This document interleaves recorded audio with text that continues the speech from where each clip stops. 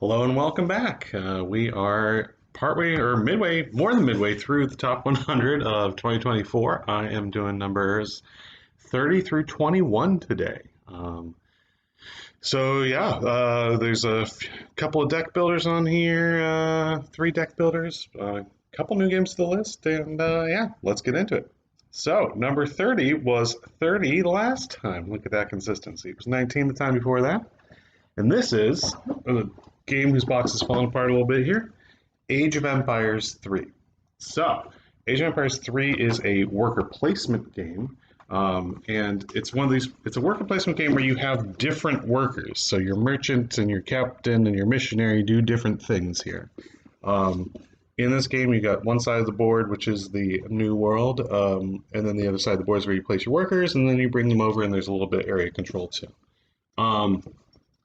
It's a game that's been around for a long time, and I don't play it a ton, but every time I do, I'm reminded of how good this game is. Big fan. That is Age of Empires 3. Number 29 is new to the list, it is the first of the three deck builders on this top 10. This is Challengers. Challengers is a game with the weird theme of like capture the flag, kind of like smashing these different factions together, kind of like Smash Up, but actually good. You got like the movie people, you got the medieval people, you've got like aliens and things like that.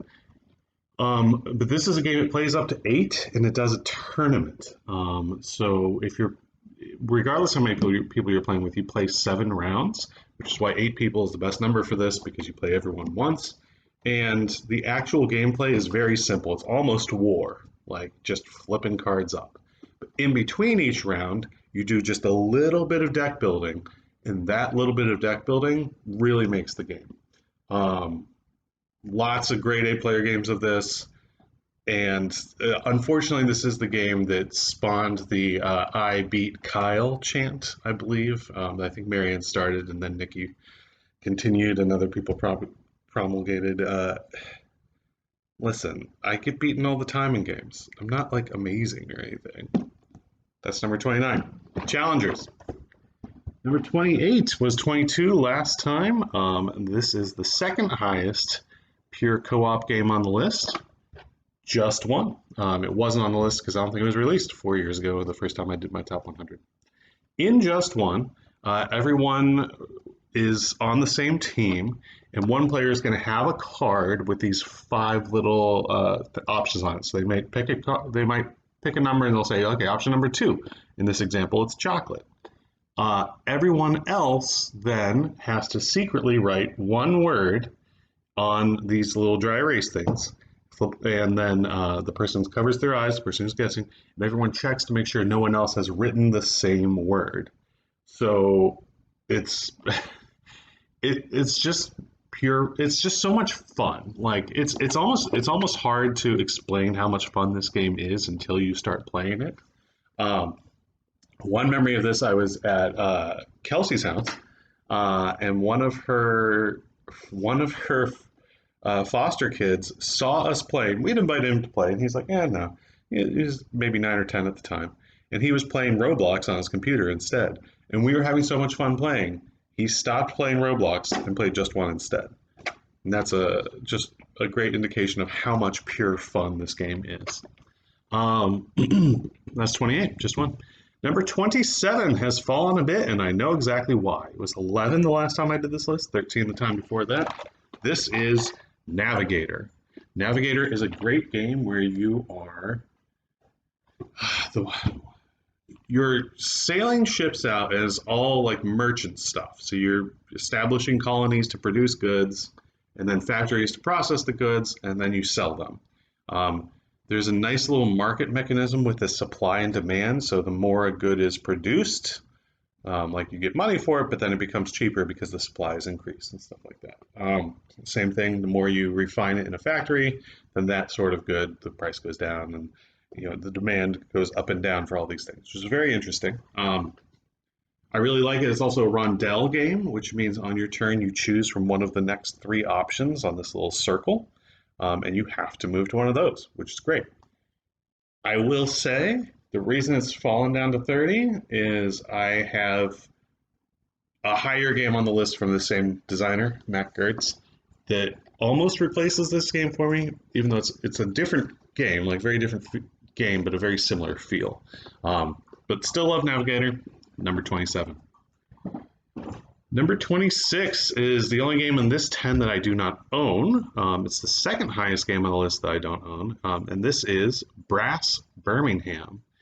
Now, it was 83 last time I did the list, and it's now 26. I've only played this game once, which means that my memory of it's gone up. So there's a couple of things here. I played it with at my friend Tim's house. It was a great time. Need to play more games with Tim. Been far too long. I say that about so many people. But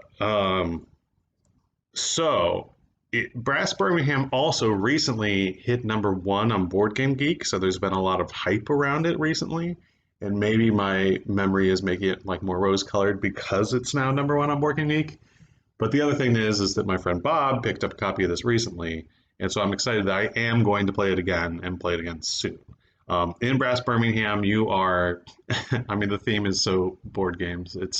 You're like rail and canal barons in and around Birmingham, like England, not Alabama, in the Industrial Revolution, and you're just producing goods and selling them, and everything's kind of like muted tunes and like kind of like it looks a little dull, but it's really exciting in a very board games kind of way, like hashtag board games. Yeah, excited to give it a try again. This is Brass Birmingham. Number 25 is my highest co-op game on the list. It was 16 last time, 15 the time before that. This is Hanabi. I always say that famously I don't like co-ops. I do like co-ops if either they're super complicated, so that solves the alpha gamer problem. The alpha gamer problem is when one person is telling everyone else what to do. Some games like Pandemic, that happens naturally, no matter who you're playing with. It's not just a player problem. I could go on and on about this. But if you're teaching new people, they naturally are like, oh, well, what should I do to the people who have played before? And then they aren't really playing.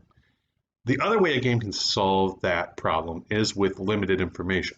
So in Hanabi, this is very fun. You have a hand of 4 cards, and you as a team are trying to play these various different suits.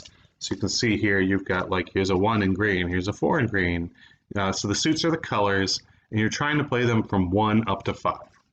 The problem is, you have these 4 cards, and you don't get to look at them. You hold them out for everyone else, and then on your turn, you can either play a card, not being sure exactly what it is, or you can give a clue. And when you give clues to people, you might be like, oh, well, let me see what I got here. So someone might give me a clue, and they'll be like, this is a 1. And then on my turn, I could be like, okay, I'll play that because there's no ones on the board. I know this is going to be a good play. Or I could assume it's a good play even if there are ones on the board because they gave me the clue.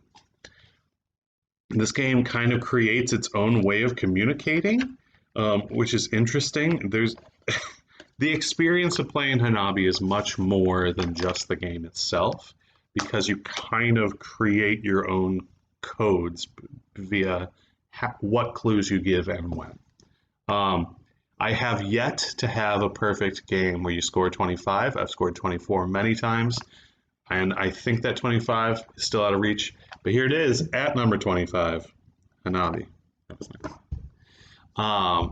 Number 24 has fallen a bit. This is, it was 8 last time, 10 the time before that, so it's out of the top 10. This is Ticket to Ride.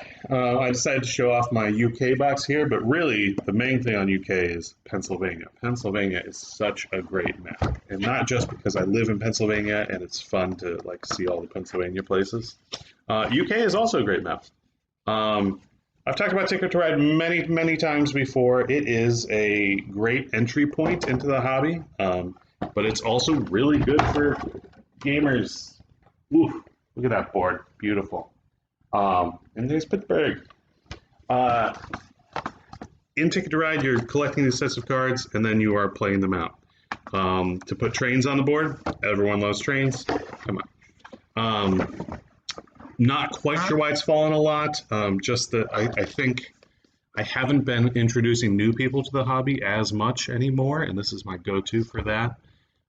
So just because I haven't been doing that as much, yeah, that's probably why it's a little bit lower. But hey, if you want to learn games, let me know. Come see me. Number 24, Ticket to Ride. The base game's fine too. You don't need one of the expansions. There's so many expansions. That's the only ones I have other than the base game. Number 23 is the next deck builder here. This is from Reiner Knizia. It is the Quest for El Dorado. It was 29 last time, 35 the time before that. In this game, you are going across a jungle. It's a race to get to the end. The jungle you build with these weird sort of hexagonal tiles that have all these little spaces that your little guys go on in between there. And so you can make the game longer or shorter based on what you want. And you only have a hand of 4 cards, which is rare in deck builders. There is a very nice progression of, oh, should you build up your cards and like just dawdle along, or should you like sprint for the end? Both are very viable strategies, but if you get it wrong, you aren't going to win, probably. If you sit back and only buy millionaires, which is what Matthew likes to do, you probably won't win, but you will have all the millionaires, and I know you like that, Matthew. Yeah, this is a good intro deck building game. A lot of times, so if you've never played a deck building game before, best place to start in my opinion, this one. A lot of times people can kind of not get the point of like how you win in some deck builders. In this one, it's obvious. First one, El Dorado wins. Great.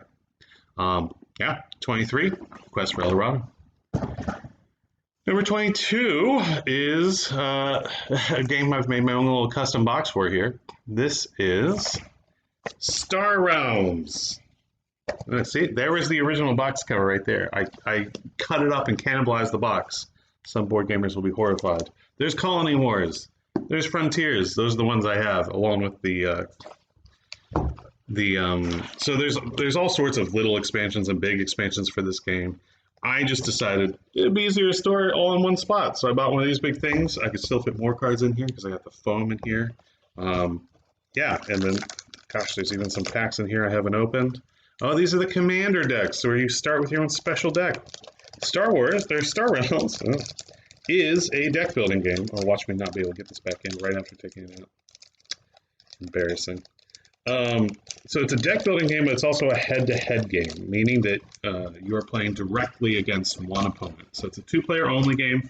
There's ways to play like a co-op game with more people. Not interested. And your opponent starts with a certain amount of health. You just try and knock them down to 0. When they're down to 0, you win the game. It's fallen a little bit for me. There's a couple of one in particular head-to-head game that will be higher up on this list. That's knocked it down a little bit for me. But I really like Star Realms. Gives me that deck building itch, and yeah. There is also a game called Star Wars, the deck building game. Great name. And that one is kind of similar to this. So if you're interested in Star Realms, but you really like Star Wars, get Star Wars, the deck building game. It's not on my top 100, but if this didn't exist, it would be.